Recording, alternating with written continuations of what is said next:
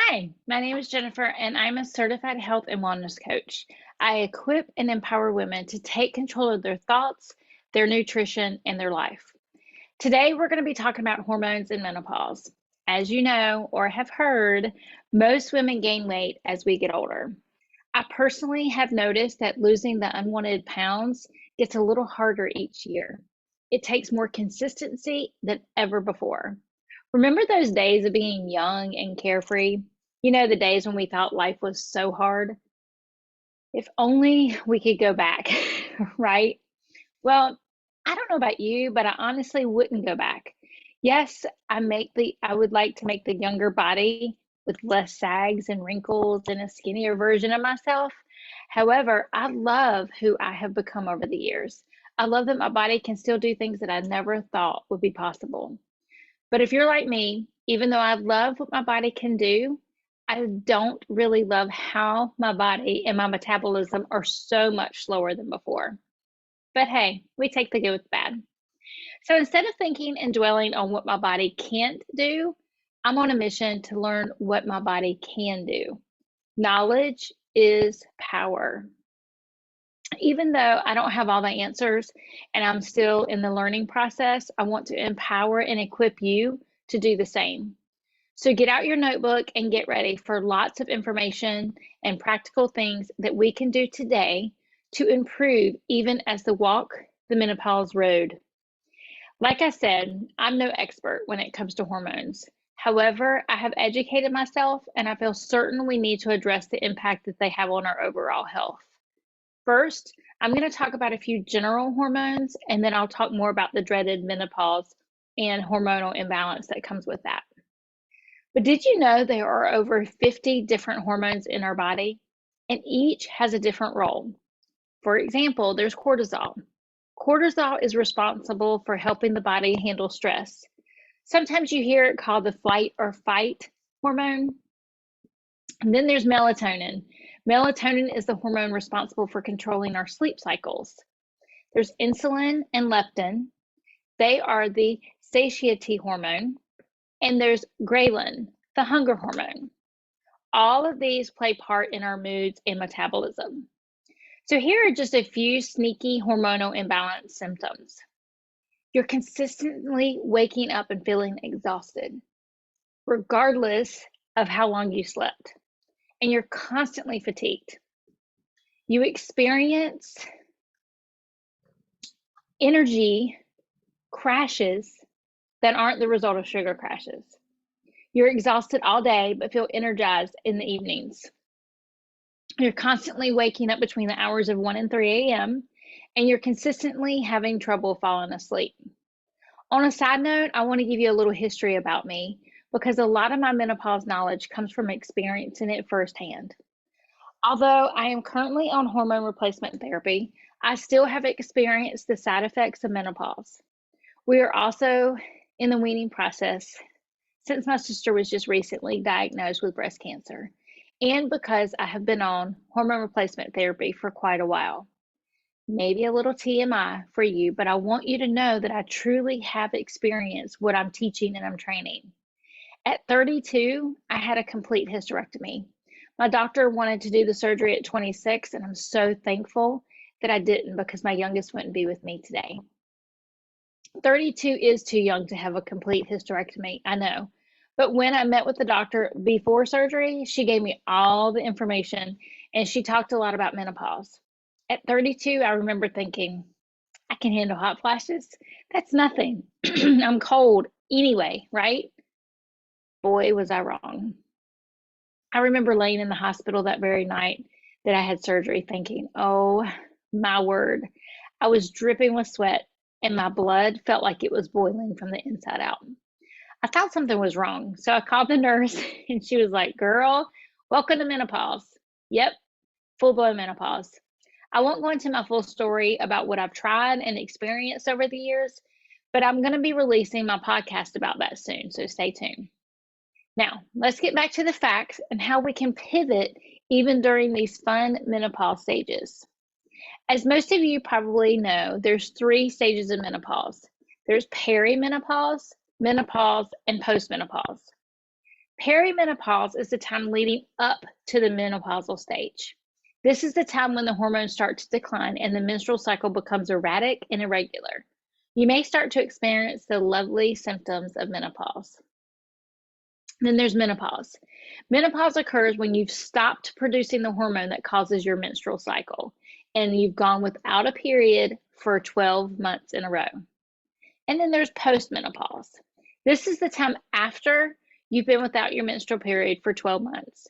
During this stage, period symptoms get milder or even go away. That's the good news. The bad news is that you are at increased risk for osteoporosis and heart disease. Once you're in the postmenopausal stage, you're in that stage for the rest of your life. Your hormones will remain low and you will no longer have a monthly period. Some symptoms of postmenopause are hot flashes, vaginal dryness, depression, changes in your sex drive, insomnia, weight changes, plus some other ones. I will not be addressing each of these symptoms, and I know that every single female is different. So going forward, I will be speaking in generalities. A little disclaimer, be sure to talk to your doctor to see how best to help you, specifically for your body. I'm sharing what I've learned and what I have experienced. The hormonal changes in menopause might make you more likely to gain weight around your abdomen. However, hormonal changes alone don't necessarily cause the weight gain. Other factors could be included, such as aging, as well as our lifestyle and genetic factors. For example, muscle mass typically diminishes with age, while fat increases. If we lose muscle mass, it will slow the rate at which our bodies use calories, also known as metabolism. This can make it more challenging for us to maintain a healthy weight. If we can continue to eat as we always have and don't increase our physical activity, this could result in weight gain. Then there's genetic factors. They may also play a role with the menopause weight gain. If your close relatives carry extra weight around their abdomen, chances are you could do the same. The other factors, such as lack of exercise and unhealthy eating combined with not getting enough sleep, could contribute to menopause weight gain. When people don't get enough sleep, they tend to snack more and consume more calories. So it's very important for us to maintain a healthy lifestyle, especially as we age and our risk for certain medical conditions increases. One of the ways that we can do this is exercise. Exercise is a natural medicine. However, over-exercising can cause too much stress on your body, which disrupts other hormones. So practice becoming aware of what your body needs. Weight-bearing exercises are very important, but especially important during this time of life. Working out with weights will help strengthen our bones and our muscles. As I mentioned before, the risk for osteoporosis increases during menopause and postmenopause. Osteoporosis isn't entirely preventable, but you can take steps to strengthen your bones by eating foods high in calcium like cheese, yogurt, spinach, and fortified cereals that can help boost your calcium intake. Adding a calcium supplement can also help. In addition to calcium, some people need a vitamin D supplement because that helps our bodies absorb the calcium. I personally like to drink collagen peptides daily. I drink these because it supports our skin, hair, nails, and joint health. Some researchers have even found that taking a daily collagen powder could help make your bones denser, which will slow the aging process. Collagen helps with your skin hydration, so I call that a win-win. Getting back to exercise. We need to exercise regularly by walking, doing yoga, or strength training. Strength training and weight-bearing exercises can strengthen our bones and our muscles. It's recommended that you do moderate aerobic, such as walking, for 150 minutes a week. I would say average about 20 to 30 minutes a day, or more vigorous aerobic for about 75 minutes per week. Nutrition is also very important during menopause. Our intake should be foods like fruits, vegetables, lean meats, and whole grains. We should avoid lots of salt and sugar or limit your consumption of alcohol. Alcohol beverages add excess calories and increase the risk of gaining weight. As you know, I am not an all or nothing coach. So I like to recommend having one meal per week where you can cheat, for lack of better words, a meal where you enjoy the foods and the beverages that might not be ideal. If you find yourself craving a certain food or drink, then enjoy it. A healthy lifestyle isn't a lifestyle of deprivation. I talk a lot about our thoughts and our mindset. Well, I know firsthand how it is to get something on your mind and not be satisfied until you get it. But if I know that I have a meal where I can eat the food and have a drink without feeling deprived, it makes a difference. If you like to eat according to your macros, then you can incorporate treats along as it fits into your macros for that day. However, just because it's allowed doesn't mean it's the best for you to feel your best. That's what living a healthy lifestyle does. It helps us feel our best. So we've talked about the facts. Now let's talk about how we can apply it to our life. I'm going to talk about mindset. Ladies, it really is the starting point for all that we do. If we approach menopause with an unhealthy mindset, we will want to stay stuck. We must pivot our thinking. Let's pivot and do what is in our power to feel the best than we ever have before. If you tell yourself that menopause is just going to make you gain weight, or what's the use? You'll gain weight anyway, then that's exactly what you'll do.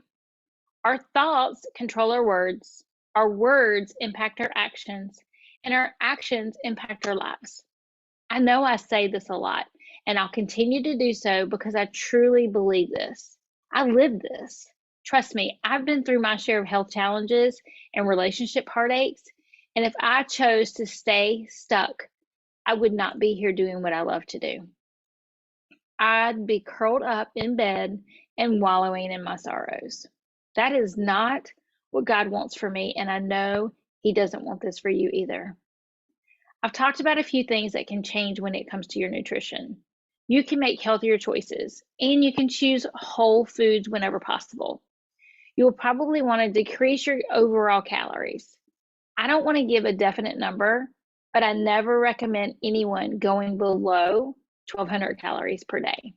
If you take your calories or your macros too low, your body will go into starvation mode and will hold on to everything because it won't know that you're going to feed it, which will make your cortisol levels rise. Remember, there are fight or flight hormones. Trust me, I have found out firsthand when I was struggling with my eating disorder, but I also had to pay for it later. It wreaks havoc on our metabolism. Lastly, we've talked about the importance of exercise. Strength and flexibility are vital to help us. Not only can our bones become brittle, but our balance can get off as we age. If you have the option to try yoga or Pilates class, I would suggest you do that. I teach Warrior Rhythm, which is a class that has yoga-ish strength and flexibility. I highly recommend it, not because I teach it, but because I see how beneficial it is. So while there are many side effects to menopause and hormonal challenges, there are ways that we can pivot and help ourselves. I'm going to be talking more about this in my Facebook group, so if you're not a member, I'd love to have you. However, I can give you all the tools and information, but it has to start with you.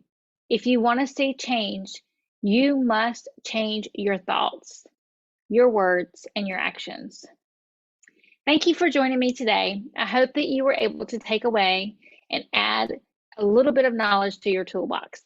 Remember, I'm here to help equip you, but you have to do the work. I'm going to be stopping this recording. Remember, if you don't join me live, but you have a nutrition or mindset question, send them in my email, which is jennifer@wellnesswithfaith.com. And lastly, if you're watching this on YouTube or listening to this on my podcast, be sure to subscribe so that you can get notified each time a new video or podcast is ready.